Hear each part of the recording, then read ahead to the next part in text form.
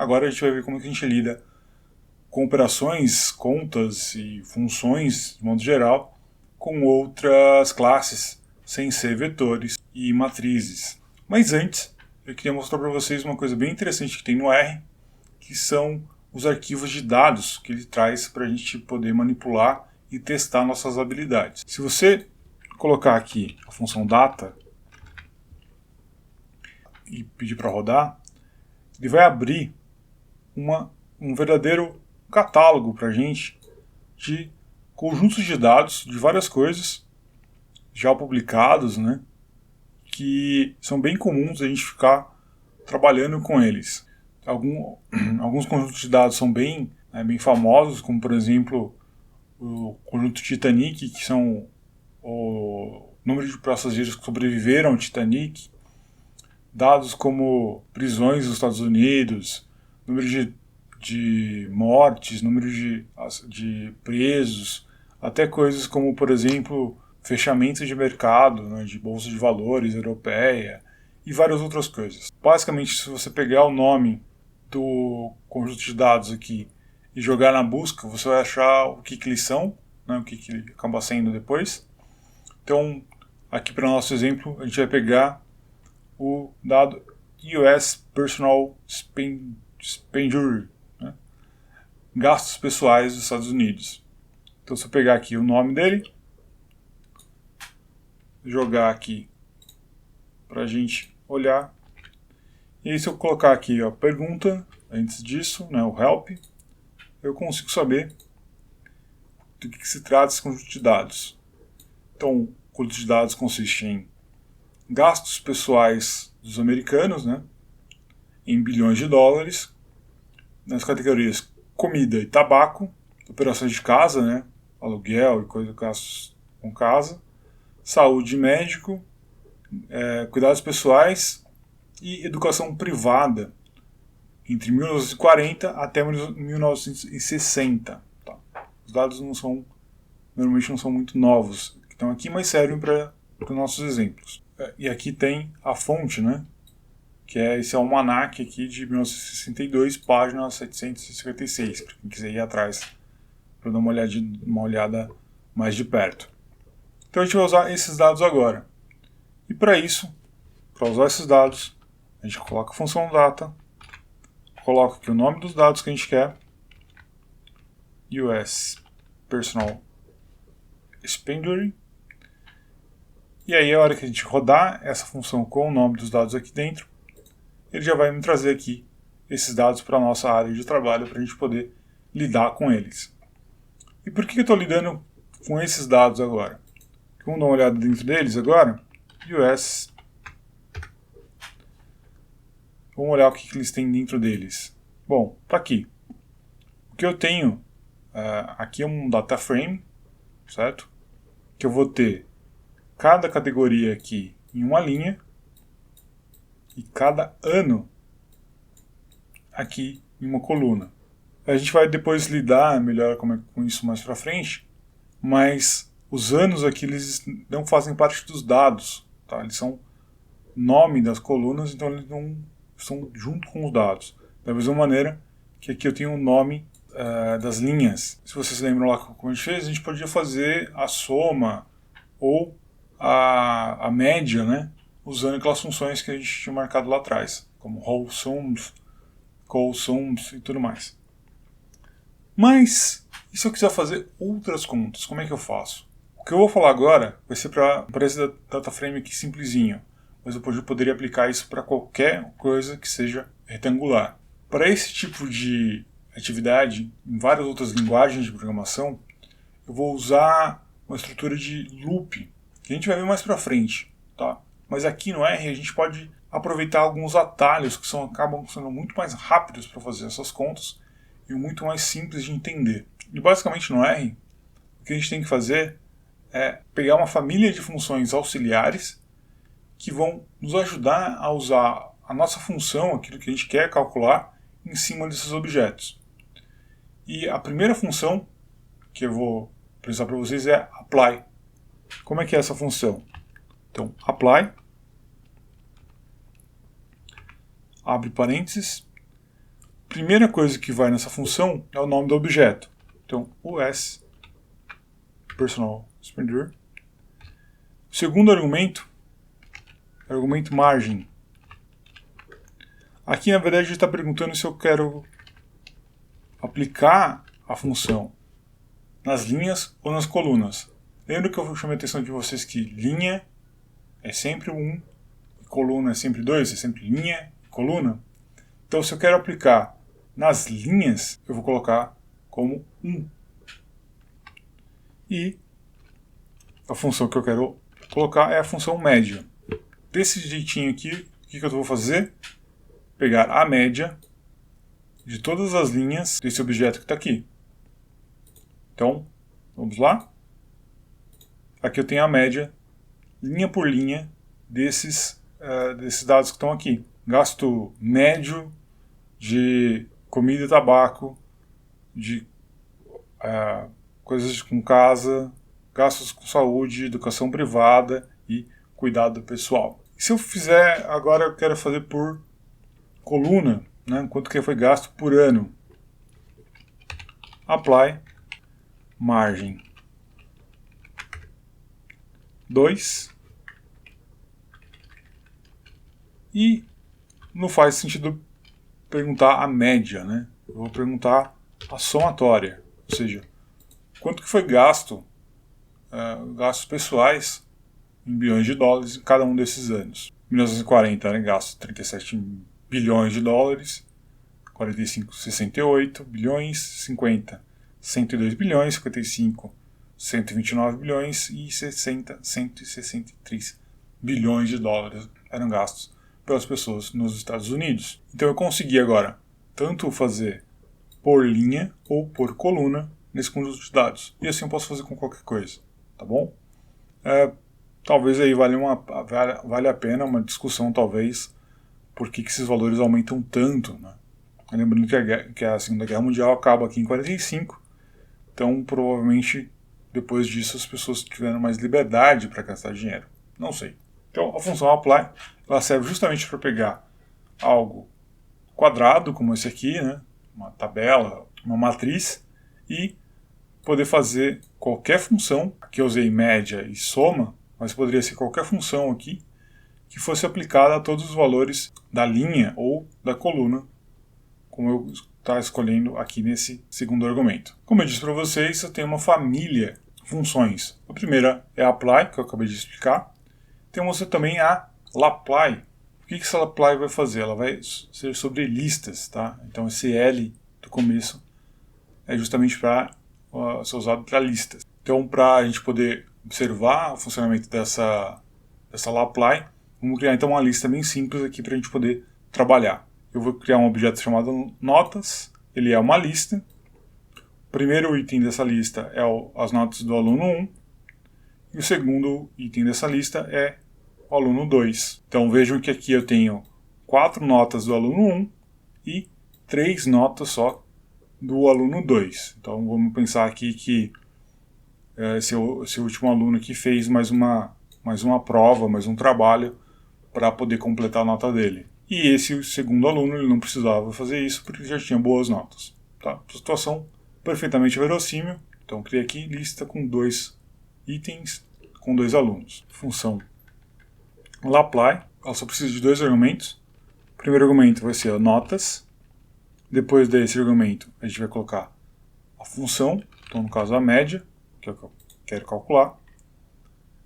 E aí eu vou então calcular, rodar, e ele me deu a média do primeiro aluno é de 5,75, ainda bem que ele teve aquela última nota, e do segundo aluno 8,3. Poderia colocar, por exemplo, qual foi a nota máxima que esses alunos tiveram. 8 e 10, né? O máximo que tem aqui. Posso colocar também range, a máxima e a mínima, se eu estiver interessado nisso. Ele vai me devolver aqui, ok? Vamos voltar aqui para médias e dar uma olhadinha. A lapply, ela está me devolvendo uma lista de volta, né, se a gente prestar atenção. Mas e se eu quiser que o retorno disso seja um vetor?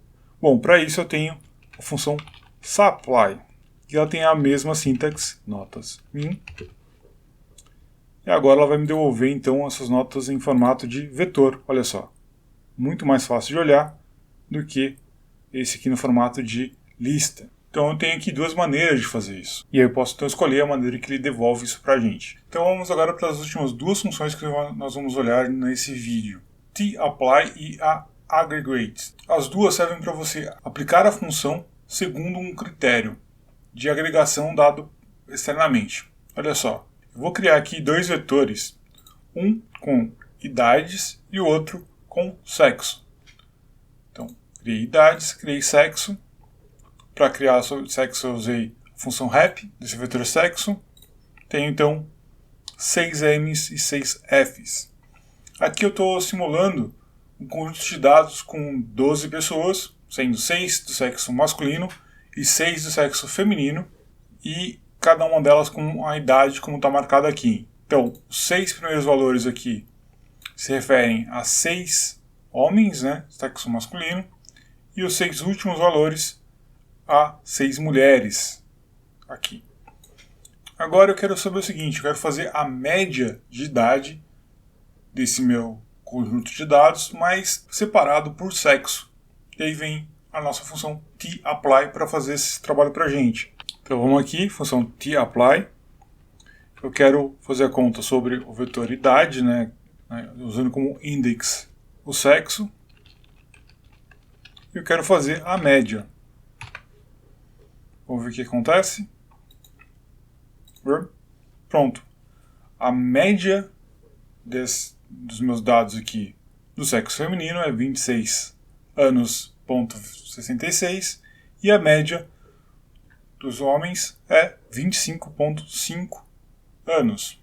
Tá? Então, desse jeito, eu posso, de uma maneira muito simples, subdividir meus dados por alguma categoria que eu queira utilizar.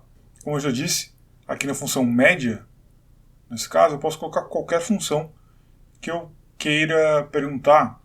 Tá? Por exemplo, se eu quiser range, ter o mais velho e o mais novo de cada sexo.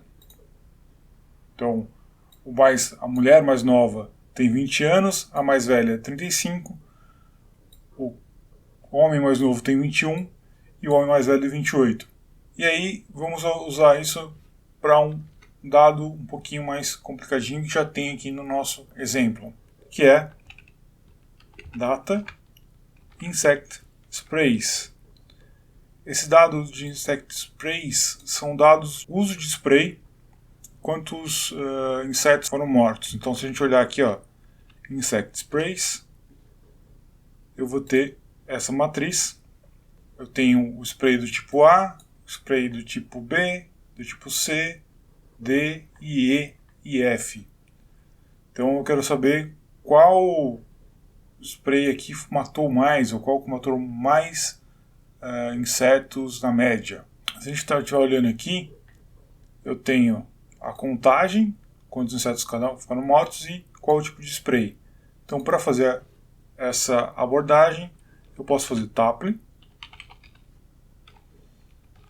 x, né? E aqui eu tenho que dizer para ele que eu vou usar insect sprays, mas eu vou usar a coluna count, né? Eu vou fazer isso sobre as contagens. Mais tarde eu vou ensinar como a gente pega uma coluna ou outra. Vou indexar isso através do tipo, né, do spray ali. Então, insect sprays spray. E eu quero saber a média. Run. Pronto.